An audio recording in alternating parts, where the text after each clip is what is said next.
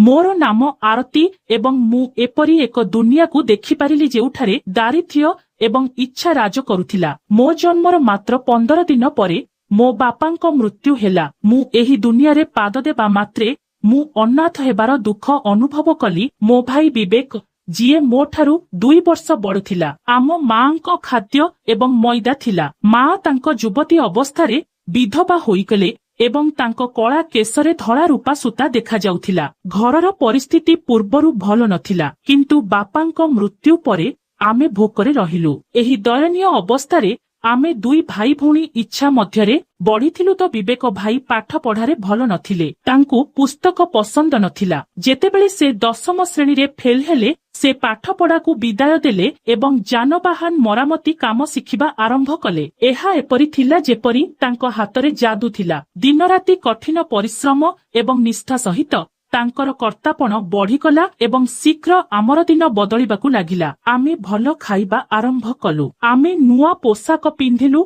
एवं घर को खुशीर आलोक फेरिबाकू लागिला। मां एवं मु एथिरे राजी हेलु, किंतु भाईर स्वप्न बड़ थिला। से केवल एही छोट खुशी रे संतुष्ट हेबाकू चाहू नथिले, से आहुरी आगकू बढ़िबाकू चाहुथिले। तापरे एपरी एक दिन आसिला जेतेबेले आम जीवनर गति हठात बदली गला। भाई बहुत टंका रोजगार करबाकू लागिले एवं से पानी परी टंका खर्च करबाकू लागिले। आमे आमर पुरुणा पड़ोसी छाड़ी भुवनेश्वर एक आरामदायक अंचल रे एक नूतन विलासपूर्ण घर किनिलो। एहा परे घर आगरे एक नूतन चमकदार गाड़ी मध्य पार्किंग करा जाइथिला। एही परिवर्तन गुड़िक मां को चिंतारे पकाइला। से भाई को संदेह करबाकू लागिले। गोटिए राति रे जेतेबेले समस्ते रात्रि भोजन टेबुल रे नीरव थिकु मां भाई को कठोर स्वर रे कहिले, विवेक पुओ, तुमे जान जे तुम बापांक मृत्यु परे आमे की प्रकारर दिन बिताइछु। आमे खाली पेटरे सोइछु एवं कौनसी समर्थन बिना जीवन बिताइछु। किंतु मने रख,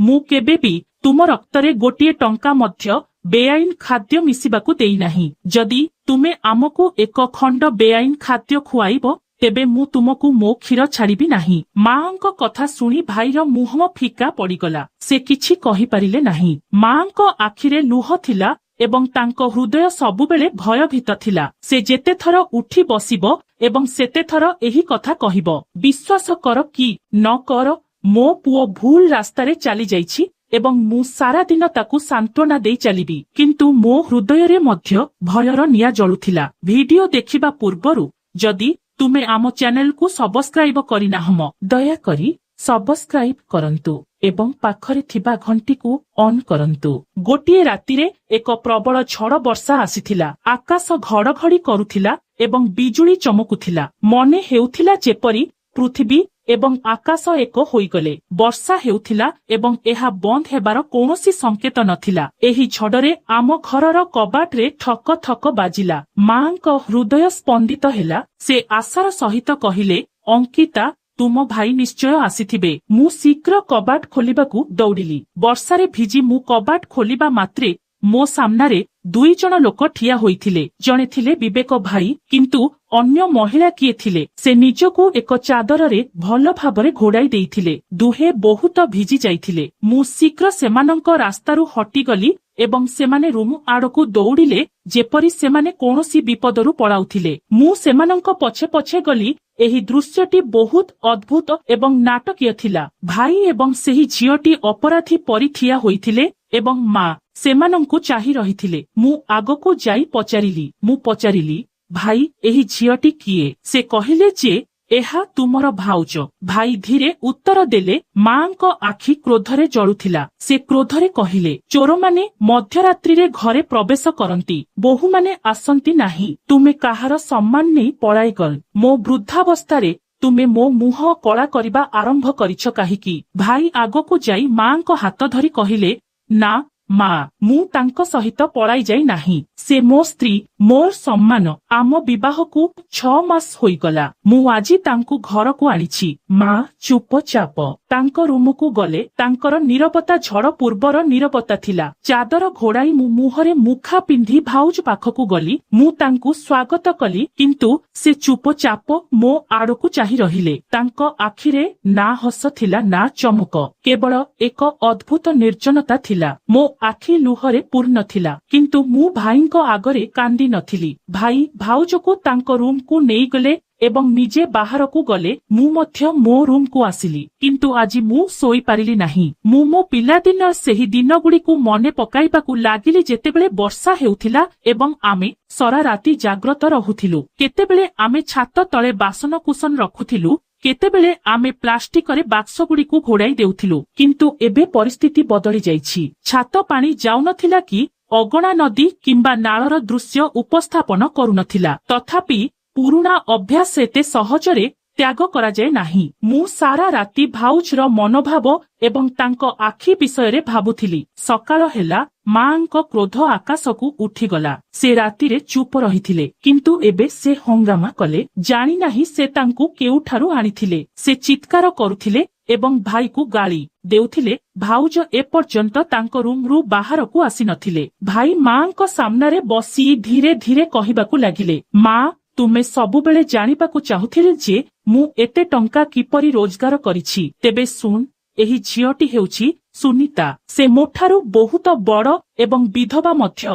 ଦିନେ ସେ ମୋ ୱାର୍କସପକୁ ତାଙ୍କ ଗାଡ଼ି ମରାମତି କରିବା ପାଇଁ ଆସିଥିଲେ। ସେ ମୋତେ ପସନ୍ଦ କରିଥିଲେ। ସେ ମୋତେ ତଦନ୍ତ କରାଇଥିଲେ ଏବଂ ତାପରେ ମୋତେ ବିବାହ ପାଇଁ ପ୍ରସ୍ତାବ ଦେଇଥିଲେ। ଯେତେବେଳେ ମୁଁ ତାଙ୍କ ବିଷୟରେ ପଚାରିଲି, ମୁଁ ଜାଣିଲି ଯେ ସେ ଜଣେ କୋଟିପତି। ତାଙ୍କୁ ସମର୍ଥନ କରିବା ପାଇଁ ତାଙ୍କର କେହି ନାହାନ୍ତି। ମୁଁ ତାଙ୍କୁ ଦାୟିତ୍ୱ ବାହାରେ ବିବାହ କରିଥିଲି। ଏହିପରି ମୁଁ ଏହି ବିଧବା ମହିଳାଙ୍କ ସମସ୍ତ ସମ୍ପତ୍ତିର ମାଲିକ ହୋଇଗଲି। ମା, ମୁଁ ତାଙ୍କୁ ଘରକୁ ଆଣିବାକୁ ଚାହୁଁନଥିଲି କାରଣ ସେ ମୂକ ଏବଂ ତାଙ୍କର କିଛି ଅଜବ ଅଭ୍ୟାସ ଅଛି। ସେ ମୋ ବ୍ୟତୀତ କାହାରି ଆଗରେ ତାଙ୍କର ଓଢ଼ଣା କାଢ଼ନ୍ତି ନାହିଁ। ମୁଁ ଭୟ କରୁଥିଲି ଯେ ତୁମେ ତାଙ୍କୁ ଖରାପ କହିବ ଆଉ ଆମେ ରାସ୍ତାରେ ଯିବା ଉଚିତ ନୁହେଁ। କିନ୍ତୁ ମୋତେ ସୁନିତାର ଜିଦ୍ ଆଗରେ ହାର ମାନିବାକୁ ପଡ଼ିଲା। ଏବେ ମୋ ପାଇଁ ସୁନିତାଙ୍କୁ ଗାଳି ଦିଅ ନାହିଁ। ଭାଇ ପୁରା କାହାଣୀ କହିଲେ ଏବଂ ତାଙ୍କ ରୁମକୁ ଗଲେ। ମୁଁ ଏବଂ ମା ଆଶ୍ଚର୍ଯ୍ୟ ହୋଇଗଲୁ। ଯାହା ହେଉନା କାହିଁକି, ଏବେ ଆମକୁ ଭାଇଙ୍କ କଥାରେ ରାଜି ହେବାକୁ ପଡ଼ିଲା।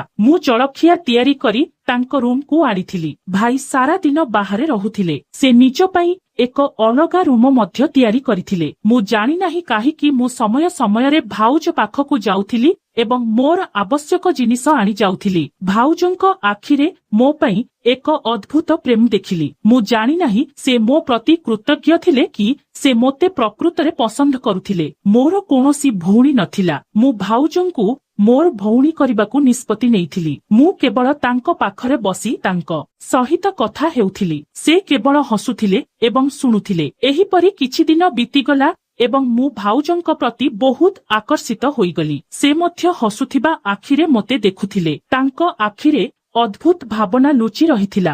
ଗୋଟିଏ ଦିନ ମୁଁ ଟେରାସକୁ ଗଲି। ସେଠାରେ ଗୋଟିଏ କାଗଜ ପଡ଼ିଥିଲା। ସେଥିରେ ଏକ ଲାଲ ଗୋଲାପ ସୁନ୍ଦର ଭାବରେ ରଖାଯାଇଥିଲା। ମୁଁ ଚିଠିଟି ଉଠାଇଲି। ଏହା ମୋତେ ସମ୍ବୋଧିତ କରାଯାଇଥିଲା। ମୋର ହାତ ଥରିବାକୁ ଲାଗିଲା। ଏଥିରେ ସ୍ପଷ୍ଟ ଭାବରେ ଲେଖାଥିଲା, ଅଙ୍କିତା, ମୁଁ ତୁମକୁ ଭଲ ପାଏ। ମୁଁ ଭାଉଜ ପାଖକୁ ଦୌଡ଼ିଗଲି। ମୁଁ ଚିଠିଟି ଖୋଲି ତାଙ୍କୁ ଦେଖାଇଲି। ସେ ହସିଲେ, ଯେପରି କହୁଥିଲେ ଯେ ଏହା ବହୁତ ଭଲ କଥା। ମୁଁ ତାଙ୍କୁ କହିଲି ଯେ ମୁଁ ଏହି ଚିଠି ମାଙ୍କୁ ଦେଖାଇବି। ସେ ନିରାଶାରେ ଜୋରରେ ମୁଣ୍ଡ ହଲାଇଲେ। ତେଣୁ ମୁଁ ଭାଇକୁ ଦେଖାଇବି। ସେ ପୁଣି ମନା କଲେ। ମୁଁ ଭାଉଜଙ୍କ କୋଠରୀକୁ ମୁହଁ କରି ସାରା ଦିନ ଉଚ୍ଚ ସ୍ୱରରେ କଥା ହେଉଥିଲେ। ଅନ୍ୟପଟେ ମୋ ମା ସୀମାରେ ପହଞ୍ଚି ଯାଇଥିଲେ। ସେ ଭାଉଜଙ୍କ କୋଠରୀକୁ ମୁହଁ କରି କଥା ହେଉଥିଲେ। ତୁମେ ଜଣେ କୋଟିପତି। ଆମେ ଏପରି ଟଙ୍କା ଚାଟିବୁ ନାହିଁ। ମୋର କେବଳ ଗୋଟିଏ ପୁଅ ଅଛି ଏବଂ ସେ ମଧ୍ୟ ସେ କି ପ୍ରକାରର ଆଶ୍ଚର୍ଯ୍ୟଜନକ ବିବାହ କଲା ଯିଏ ଆମ ସହିତ ଖାପ ଖାଏ ନାହିଁ କିମ୍ବା ଆମେ ଆଜି ପର୍ଯ୍ୟନ୍ତ ତାଙ୍କ ମୁହଁ ଦେଖିନାହୁଁ। ମୁଁ ମାଙ୍କୁ ବୁଝାଇ ଚୁପ କରାଉଥିଲି, କିନ୍ତୁ ସେ ସମୟ ସମୟରେ ଏପରି ଆକ୍ରମଣ କରୁଥିଲା। ମୁଁ ମଧ୍ୟ ବହୁତ ଅଜବ ଅନୁଭବ କରୁଥିଲି ଯେ ଏପରି କି ପ୍ରକାର ବାଧ୍ୟବାଧକତା ଅଛି ଯେ ଜଣେ ବ୍ୟକ୍ତି ତାଙ୍କ ଶୟନ କକ୍ଷରେ କଳା ଚାଦର ଘୋଡ଼େଇ ବସିବ।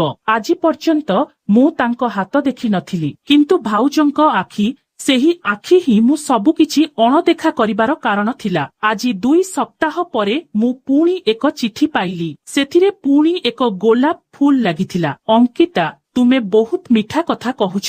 ଏହା କେବଳ ଗୋଟିଏ ଧାଡ଼ିର ଚିଠି ଥିଲା। ମୁଁ ସେହି ଚିଠି ନେଇ ଭାଉଜ ପାଖକୁ ଗଲି। ଭାଉଜ ତାଙ୍କ ହାତକୁ ଇଙ୍ଗିତ କଲେ ଯେ ଯାହା ଲେଖାଯାଇଛି ତାହା ସତ୍ୟ ଏବଂ ସେ ହସିଲେ। ତାପରେ ସମୟ ଏହିପରି ବିତିଗଲା। ଗୋଟିଏ ଦିନ ମା ଭାଉଜଙ୍କୁ ଚା ତିଆରି କରିବାକୁ କହିଲେ। ତାପରେ ସେ ମୋତେ ଇଙ୍ଗିତ କରି ତୁରନ୍ତ ତାଙ୍କ ରୁମକୁ ଗଲେ। ମୁଁ ବହୁତ ଦୁଃଖିତ ହେଲି। ଭାଉଜ, ମା ଅସ୍ପୃଶ୍ୟ ନୁହନ୍ତି ଏବଂ ଆମର ରୋଷେଇ ଘର ମଧ୍ୟ ନୁହେଁ। ଏହା କହି ମୁଁ ରୋଷେଇ ଘର ଆଡକୁ ଗଲି। ଲୋକମାନେ ସତ୍ୟ କୁହନ୍ତି ଯେ ଧନୀ ଲୋକମାନେ ବହୁତ ଅହକାରୀ। ମୁଁ ଭାଉଜଙ୍କ ରୁମକୁ ଯିବା ବନ୍ଦ କରିଦେଲି। ମୋତେ ଲଗାତାର ଚିଠି ମିଳୁଥିଲା। କେତେବେଳେ ମୋ ଆଖି ପ୍ରଶଂସା ହେଉଥିଲା ତ କେତେବେଳେ ମୋ କଥା। ମୁଁ ଖୁସି ହେବାକୁ ଲାଗିଲି। ମୁଁ ନିଜକୁ ଭଲ ପାଇବା ଆରମ୍ଭ କଲି। 3 ଦିନ ଏହିପରି ବିତିଗଲା। ଆଜି ପ୍ରଥମ ଥର ଭାଉଜ ମୋ ରୁମକୁ ଆସିଥିଲେ। ସେ କବାଟ ପାଖରେ ଠିଆ ହୋଇ ତାଙ୍କ କାନ ଧରିଥିଲେ। ମୁଁ ତାଙ୍କୁ ହସି ହସି ଚାହିଁଲି। ତାପରେ ମୁଁ ତାକୁ ବସିବାକୁ ଇଙ୍ଗିତ କଲି। ଯେତେବେଳେ ସେ ବସିଲେ ମୁଁ ତାଙ୍କ ସାମ୍ନାରେ ସମସ୍ତ ଚିଠି ରଖିଲି। ସେ ହସି ହସି ସେହି ଚିଠିଗୁଡ଼ିକୁ ଦେଖୁଥିଲା। ତାପରେ ମୁଁ ତାଙ୍କୁ ଟେରାସକୁ ନେଇଗଲି। ସନ୍ଧ୍ୟା ହୋଇଗଲା। ଅନ୍ଧାର ବଢିବାକୁ ଲାଗିଲା। ମୁଁ ଉଡନ୍ତା ପକ୍ଷୀମାନଙ୍କ ସହିତ କଥାବାର୍ତ୍ତା କରି ସେମାନଙ୍କୁ ଦେଖୁଥିଲି। ମୁଁ ତାଙ୍କୁ କହିଲି ଯେ ମୁଁ ଆଜି ପର୍ଯ୍ୟନ୍ତ କୌଣସି ପୁରୁଷକୁ ଭଲ ପାଇନାହିଁ, କିନ୍ତୁ ମୁଁ ଜାଣିନାହିଁ ହୋଇଗଲେ ସେ ମୋତେ ଠେଲିଦେଲେ। ମୁଁ ଭୟରେ ତଳକୁ ଆସିଲି, କିନ୍ତୁ ଚାପୁଡା ଏବଂ ମାଦର ଶବ୍ଦ ମଧ୍ୟ ତଳକୁ ଆସିବାକୁ ଲାଗିଲା। ମୁଁ ସେଠାରେ ଭୟଭୀତ ହୋଇ ଠିଆ ହୋଇଥିଲି। ମା ରାଗିଗଲେ। ସେ ଟେରାସକୁ ଉପର ମହଲାକୁ ଗଲେ। ସେ ବିବେକ ଭାଇଙ୍କୁ ବହୁତ ଗାଳି ଦେଲେ। ମୁଁ ଭାବୁ ନଥିଲି ଯେ ତୁମେ ଏତେ କାପୁରୁଷ ଯେ ତୁମେ ଜଣେ ମହିଳାଙ୍କ ଉପରେ ହାତ ଉଠାଇବା ଆରମ୍ଭ କଲ। ମା ଭାଉଜଙ୍କୁ ଭାଇଠାରୁ ମୁକ୍ତ କରି ତଳକୁ ନେଇ ଆସିଲେ। ସେମାନେ ତଳକୁ ଆସିବା ମାତ୍ରେ ଭାଇ ସୁନିତା ଭାଉଜର ହାତ ଧରି ଗେଟ୍ ପାଖକୁ ଟାଣି ଆଣିଲେ। ମୋ ଘରୁ ଏବେ ବାହାରକୁ ଯାଅ। ସେ ଭାଉଜର ଶତ୍ରୁ ହୋଇଯାଇଥିଲେ। ମା ଭାଇର ମୁହଁରେ ଚାପୁଡା ମାରିଲେ। ସେ ନିର୍ଭୟରେ ମାକୁ ଚାହିଁ ରହିଲେ। ମା ଭାଉଜକୁ ନେଇ କୋଠରୀରେ ବସାଇଲେ ଏବଂ ଭାଇକୁ ବହୁତ ଗାଳି ଦେଲେ। ଏହା ପ୍ରଥମ ଏବଂ ଶେଷ ଥର ଥିଲା ଯେତେବେଳେ ତୁମେ ତୁମ ସ୍ତ୍ରୀ ଉପରେ ହାତ ଉଠାଇଲେ। ଯଦି ତୁମେ ପୁଣି ଏପରି କର ମୁଁ ତୁମର ହାତ ଭାଙ୍ଗିଦେବି। ମୁଁ ଜାଣିନାହିଁ ତୁମ ସ୍ୱାମୀ ସ୍ତ୍ରୀ ମଧ୍ୟରେ କଣ ଝଗଡା ଚାଲିଛି। ଯେବେଠାରୁ ତୁମେ ତାଙ୍କୁ ଏଠାକୁ ଆଣିଛ ତୁମେ ତୁମର କୋଠରୀ ଛାଡି ଆସିଛ, କିନ୍ତୁ ମୁଁ ଏବେ ବି ତୁମକୁ ହାତ ଉଠାଇବାକୁ ଦେବି ନାହିଁ। ମା ନୀତିରେ ବହୁତ ଦୃଢ ଥିଲେ। ଯେତେବେଳେ ମୁଁ ଆଶ୍ଚର୍ଯ୍ୟ ଏବଂ ଚିନ୍ତିତ ଥିଲି, ମୁଁ ଭାଇର ମନୋଭାବକୁ ଭଲ ଭାବରେ ବୁଝିପାରୁଥିଲି। ସ୍ପଷ୍ଟ ଭାବରେ ଏହା ତାଙ୍କ ଭଉଣୀ ବିଷୟରେ ଥିଲା। ମୁଁ ତାଙ୍କୁ ପୂର୍ବରୁ କେବେ ଏତେ ରାଗି ଦେଖିନଥିଲି। ଭାଇ କାମକୁ ଯିବା ପରେ ମୁଁ ଭାଉଜଙ୍କ ରୁମକୁ ଗଲି, କିନ୍ତୁ ସେ ମୋତେ ଏତେ ଉଦାସୀନ ଭାବରେ ଭେଟିଲେ ଯେ ମୁଁ ତାଙ୍କ ଅସହାୟତା ବିଷୟରେ ମଧ୍ୟ ଭାବିଲି। ତେଣୁ ମୁଁ ଚୁପଚାପ ରୁମରୁ ବାହାରକୁ ଆସିଲି। ଚିଠିର ଧାରା ଜାରି ରହିଲା। ଏବେ ମୁଁ ଚିଠିର ଉତ୍ତର ଦେବା ମଧ୍ୟ ଆରମ୍ଭ କରିଦେଲି। ମୁଁ ତାଙ୍କୁ ଚିଠିରେ ତାଙ୍କର ଫଟୋ ଦେବାକୁ କହିଲି। ପରଦିନ ଚିଠିରେ ଏକ ଫଟୋ ଥିଲା। ସେହି ପୁଅଟି ଏତେ ସୁନ୍ଦର ଥିଲା ଯେ କୌଣସି ସୀମା ନଥିଲା। ଉଚ୍ଚତା, ସୁନ୍ଦର ଶରୀର, ତୀକ୍ଷ୍ଣ ମୁଖମଣ୍ଡଳ। ଫିଲ୍ମ ଅଭିନେତାମାନଙ୍କ ପରି ଏତେ ସୁନ୍ଦର ସେମାନେ ସେଠାରେ ନଥିଲେ। ମୁଁ ତାଙ୍କ ନାମ ପଚାରିବାରୁ ସେ ମୋତେ କହିଲେ ତାଙ୍କର ନାମ ରାହୁଲ। ସେ ଚିଠିରେ ମୋ ମୋବାଇଲ ନମ୍ବର ଦେଇଥିଲେ। ମୁଁ ସେହି ମୋବାଇଲ ନମ୍ବର ରଖିଥିଲି। ଏବେ ରାହୁଲ ଏବଂ ମୁଁ ସାରା ଦିନ ପରସ୍ପର ସହିତ କଥା ହେବା ଆରମ୍ଭ କଲୁ। ରାହୁଲର ସ୍ୱର ମଧ୍ୟ ବହୁତ ମଧୁର ଥିଲା। ବିଚରା ଭାଉଜ ସାରା ଦିନ ରୁମରେ ରହୁଥିଲେ। ମୁଁ ତାଙ୍କ ପାଖକୁ ଯାଉ ନଥିଲି ଏବଂ ସେ ଆସୁ ନଥିଲେ। ଗୋଟିଏ ଦିନ ମା ବଜାରକୁ କିଣିବା ପାଇଁ ଯାଇଥିଲେ।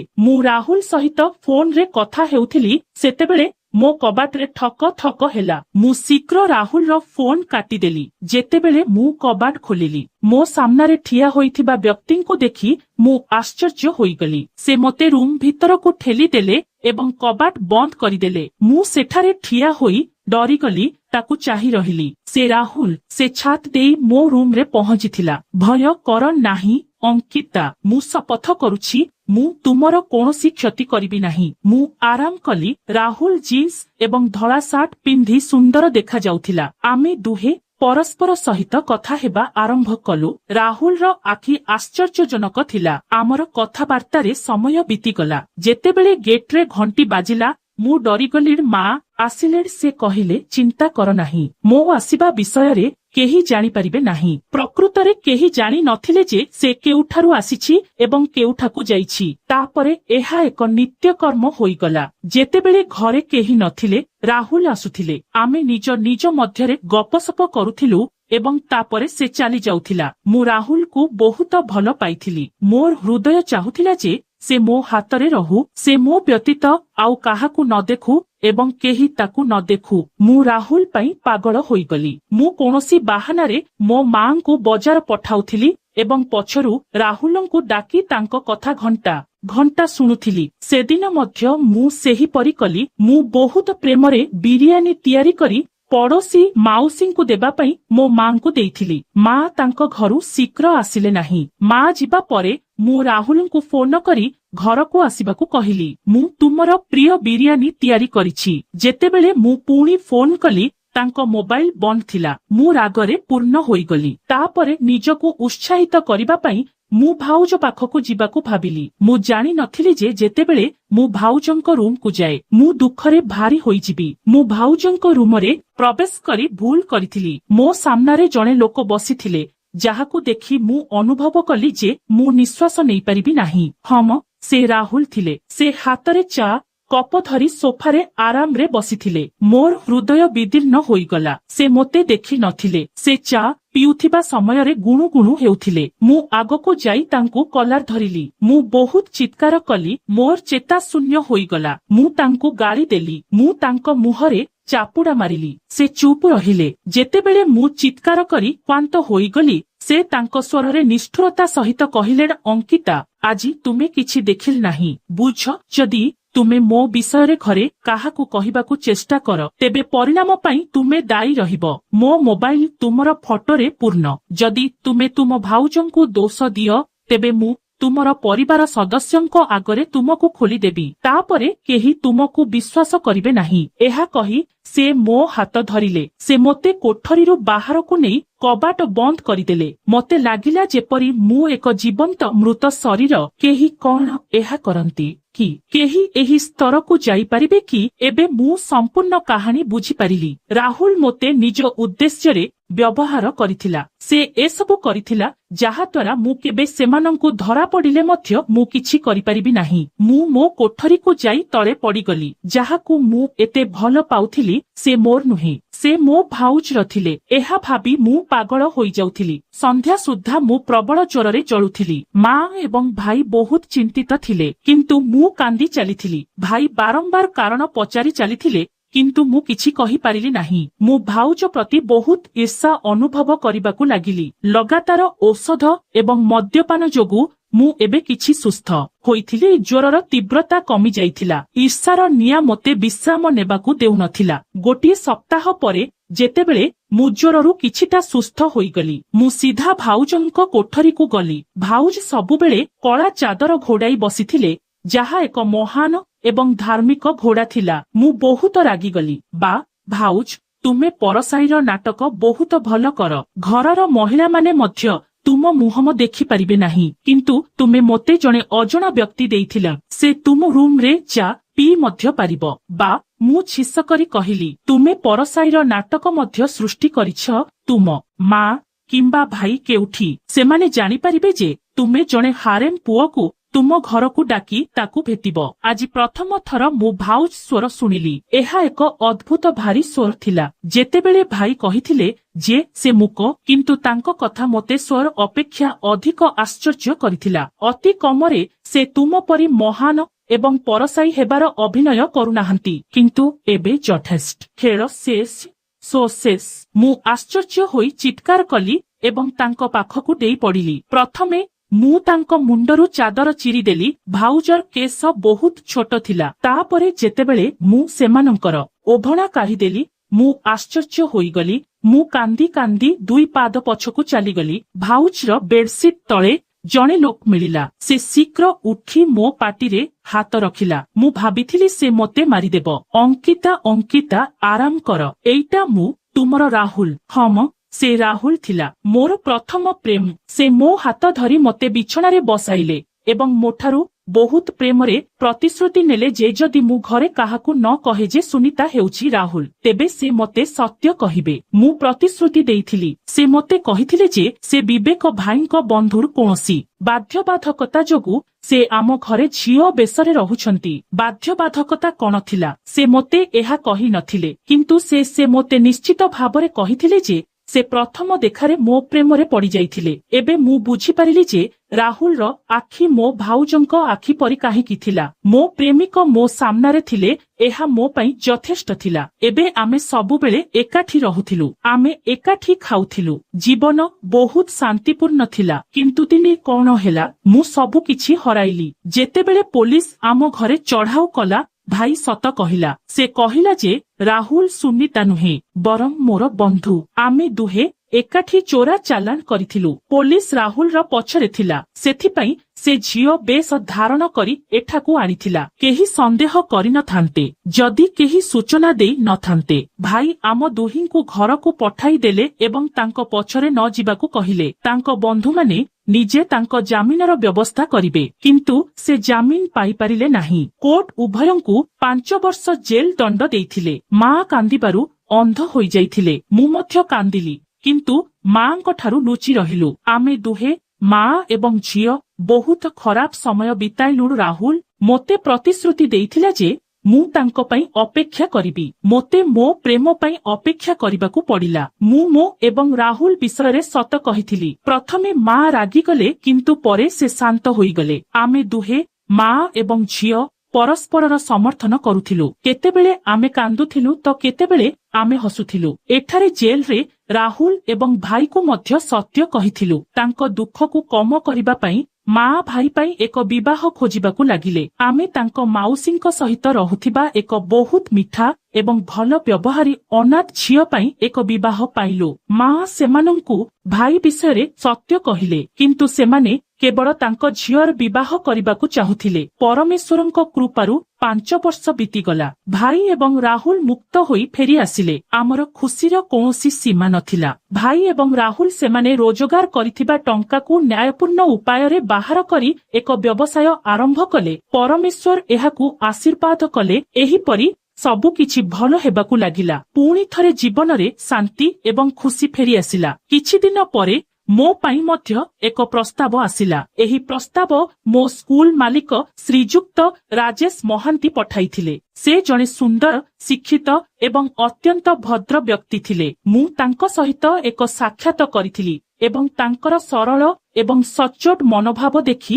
ମୁଁ ହମ କହିଲି। ରାଜେଶ ମୋତେ କହିଲେ ଯେ ସେ ମୋତେ ପ୍ରଥମ ଦିନରୁ ପସନ୍ଦ କରନ୍ତି। ମୁଁ ତାଙ୍କ ସ୍କୁଲରେ ପାଦ ଦେବା ପରଠାରୁ ମୋ ଜୀବନରେ ପୁଣି ଖୁସି ଆସିବା ଆରମ୍ଭ ହେଲା। ମୁଁ ମୋର ପୂର୍ବ ଦୁଃଖକୁ ଭୁଲି ଏକ ନୂତନ ଜୀବନ ଆରମ୍ଭ କଲି। ମୋର ଏବଂ ରାଜେଶଙ୍କ ବିବାହ ତାରିଖ ସ୍ଥିର ହୋଇଗଲା। ବିବାହ ପ୍ରସ୍ତୁତି ଜୋରସୋରରେ ଚାଲିଥିଲା। ଗୋଟିଏ ଦିନ ରାଜେଶ ମୋ ଘରକୁ ଆସି ବିବେକ ଭାଇଙ୍କୁ ଭେଟିବାକୁ ଇଚ୍ଛା ପ୍ରକାଶ କଲେ। ଦୁହେଁ କଥାବାର୍ତ୍ତା ଆରମ୍ଭ କଲେ ଏବଂ ମୁଁ ସେମାନଙ୍କର କଥାବାର୍ତ୍ତା ଅଜବ ପାଇଲି। ରାଜେଶ ବାରମ୍ବାର ରାହୁଲର କଥା କହୁଥିଲେ ଏବଂ ବିବେକ ଭାଇ ହତାଶାରେ ବିଷୟ ବଦଳାଇବାକୁ ଚେଷ୍ଟା କରୁଥିଲେ। ମୁଁ ସେମାନଙ୍କୁ ଏକା ଛାଡ଼ି ରୋଷେଇ ଘରକୁ ଗଲି। ପରେ ରାଜେଶ ମୋତେ କହିଲେ ଯେ ତାଙ୍କର ଏବଂ ରାହୁଲ ଜଣେ ସାଧାରଣ ବନ୍ଧୁ ଅଛନ୍ତି ଏବଂ ସେ ତାଙ୍କ ମାଧ୍ୟମରେ ରାହୁଲ ଜାଣନ୍ତି। ଏହା ଶୁଣି ମୋ ହୃଦୟରେ ପୁଣି ଭୟ ଆସିଲା। ବିବାହର ଗୋଟିଏ ଦିନ ପୂର୍ବରୁ ମୁଁ ରାଜେଶଙ୍କୁ ପଚାରିଲି, ତୁମେ ରାହୁଲ ବିଷୟରେ ସବୁ କିଛି ଜାଣ?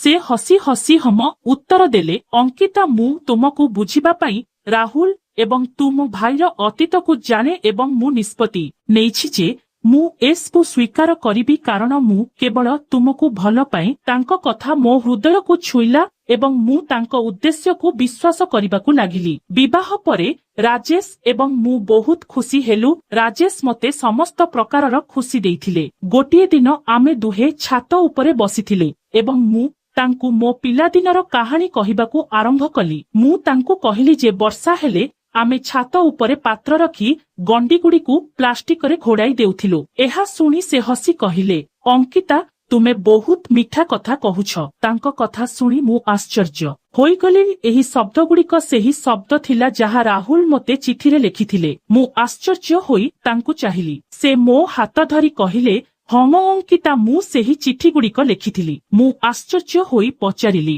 ତୁମର ଅର୍ଥ କଣ? ସେ ମୋତେ କହିଲେ ଯେ ସେ ରାହୁଲର ବେଶରେ ଆସିଥିଲେ। ରାହୁଲର କାହାଣୀ ଶୁଣି ସେ ମୋ ପ୍ରେମରେ ପଡ଼ିଗଲେ ଏବଂ ମୋତେ ପାଇବା ପାଇଁ ରାହୁଲ ଭାବରେ ମୋତେ ଚିଠି ଲେଖିଲେ। ସେ ମୋତେ କହିଲେ ଯେ ରାହୁଲ ଏବଂ ଭାଇ ପ୍ରକୃତରେ ପରସ୍ପରକୁ ଭଲ ପାଉଥିଲେ, କିନ୍ତୁ ସେମାନେ ଦୁହେଁ ଜାଣିଥିଲେ ଯେ ସେମାନଙ୍କର ସମ୍ପର୍କ ସମାଜ ପାଇଁ ଗ୍ରହଣୀୟ ନୁହେଁ। ସେଥିପାଇଁ ସେମାନେ ମୋର ହୃଦୟ ଜିତିବାକୁ ନିଷ୍ପତ୍ତି ନେଲେ, କାରଣ ସେମାନେ ଅନୁଭବ କଲେ ଯେ ସେ ହିଁ एकमात्र व्यक्ति जी मो जीवन में खुशी फेराई आनीपारे। मो आखि लुहरे भरीगला। मु प्रकृत प्रेम पाइली शुणी खुशी होइथिली एवं समस्ते मोठारू एते बड़ गुप्त कथा लुचाई रखिबारे मध्य दुखित होइथिली। मु राजेश को पचारिली राहुल एवं भाईଙ୍କ विषय कौन से मते कहिले। राहुल एवं विराट भाई निज निजर पथ बाछिछंती। सेमाने एबे भी सबुठारू भल बंधु। भाई तुमर खुशी देखि खुशी एवं राहुल निजको ग्रहण करिछि जे से तांको प्रेम रु अलगा होई जाइछि, किंतु सेमानंकर बंधुता सबुदिन पई रहिबो। मु मो स्वामी को कुंढेई पकाइली। एबे मु निश्चित होइगली जे प्रेम सबुबेले सफल हुए नहीं, किंतु सत्य एवं धैर्य सर्वदा सफल हुए। किछि दिन परे राजेशଙ୍କ घरକୁ जणे महिला आसिले। तांको नाम थिला गीत। से जणे बहुत सुंदर एवं आकर्षणीय महिला थिले। जेतेबेले सेमाने मोते देखिले सेमानंक आखिरे एक अद्भुत चमक आसीथिला। राजेश मते कहिले जे से तांकर पुरुणा बंधु। आमे एकाठी कखी पी बहुत कथा हेलु। जेतेबेले गीता जाउथिला से मो हातरे एक चिठी देला। मु जेतेबेले एहाकु खोलिली सेथिरे लेखा थिला जे तुमर स्वामी जणे ठक। से एबे भी अन्य जनंकु भेटुछंती। एहा पढ़ी मोर हृदय भांगीगला। मु बसीगली। मु राजेशଙ୍କୁ एहा विषय पचारिली, किंतु से रागीगले। से मोते आश्वासना देले जे एहा सबु मिछ एवं गीता केवल ईर्षा हेतु तांकु बदनाम करबाकू चेष्टा करुछंती। मु तांकु विश्वास कली, किंतु मो हृदय रे संदेहर बीज बुणा जाइथिला। किछि दिन परे मु राजेश ठारू एक फोन पाइली। से कहुथिले जे से एक व्यावसायिक यात्रा रे जाउछंती एवं गोटे सप्ताह परे फेरी आसिबे। मु तांकु विश्वास कली, किंतु ता परे मु किछि अजब कथा जानिली। गोटे दिन मु राजेशଙ୍କ फोन व्यवहार करबाकू चेष्टा कली एवं देखिली जे तांको फोन रे एक आप थिला जहा तांको लोकेशन ट्रैक करि परिबो। जेतेबेले मु एहाकू व्यवहार कली मु आश्चर्य होइगली। से गीतार घरे उपस्थित थिले। मु रागरे फोन बंद करिदेली एवं सत्य जानिबाकू चाहुथिली। मु गीतांक सहित जोगाजोग कली। मु गीतांकू फोन करी कहिली जे मु तांकू भेटिबाकू चाहुछि, किंतु से मना करिदेले। मु तांकू कहिली जे जदि से मते सत्य न कुहंती तेबे मु निजे तांको घरकू जिबी। से नर्भस होई मते एक कॉफी दुकान रे भेटिबाकू कहिले। मु सेठारे पहुंचिबा परे गीता, राजेश एवं विवेक भाई सेठारे थिले। मु सेमानंकू देखि पचारिली ए सबु कौन। विवेक भाई हसी हसी कहिला, अंकिता आमे तुमको सबु किछि कहिबाकू चाहुछु। विवेक भाई मते कहिथिले जे गीता एवं राजेशଙ୍କ प्रेम एबे भी बंची रहिछि एवं राजेश मते केवल एथिपाई ग्रहण करिथिले जे से गीता सहित रहि परिबे। एहा सुनी मु बहुत दुखित होइथिली, किंतु ता परे मु मोर हृदय को दृढ़ करी कहिली जे तुमे समस्ते केवल मते एथिपाई व्यवहार करिछ। सेमाने समस्ते मते क्षमा मागी कहिले जे सेमाने मोर हृदय भांगिबाकू चाहू नाहंती। सेमाने मते कहिले जे गीता राजेश रो पूर्वतन प्रेमिका एवं से सबु किछि जानती एवं राजेशଙ୍କ प्रेम जोगु से मो प्रति ईर्षा करंती। मु राजेश को क्षमा करिदेली, किंतु मु तांकू कहिले जे मु तांको सहित मो जीवन बिताई परिबि नाही। से कांदिले, किंतु मु तांको कथा सुनिली नाही। मु तांकू तांको प्रकृत प्रेम सहित रहिबाकू कहिली। से मो परामर्श पालन कले एवं गीता सहित रहिबा आरंभ कले। सेमाने उभय परस्पर सहित बहुत खुशी थिले। मु राजेशଙ୍କ सहित मोर संपर्क शेष करिदेली, किंतु मु मो जीवन रे अधिक शांति अनुभव कली। मु जानिथिली जे प्रेम एवं बंधुता उभय बहुत सुंदर, किंतु जदि एहा सत्य एवं सच्चोटता उपरे आधारित नुहे तेबे एहा सफल होई परिबो नाही। मो जीवनर कहानी रे आहुरी मोद एवं चरित्र जोड़ी होईगला, किंतु मु शेषबुकू हृदयरू ग्रहण करिथिली। मो कहानी एठारे शेष होइनथिला। प्रतिदिन एक नूतन अध्याय खोली थाए एवं मते जीवनर नूतन शिक्षा देई चली थाए। तेबे बंधुगण, आजिर आमर कहानी आपनंकू किपरि लागिला मु आशा करुछि। आपनंकू कहानीटी निश्चय पसंद आसीथिबो। जदि आपनंकू कहानीटी पसंद आसीछि तेबे भिडियोटी को लाइक करंतु एवं आपनंक बंधुमानंक सहित शेयर करंतु। एहिपरि आहुरी भिडियो एवं कहानी देखिबा पई आम चैनल को सब्सक्राइब करंतु एवं घंटी बटन मध्य दबांतु। आमे आपनंकू एक नूतन एवं आकर्षणीय कहानी सहित भेटिबु। से पर्यंत धन्यवाद। नमस्कार।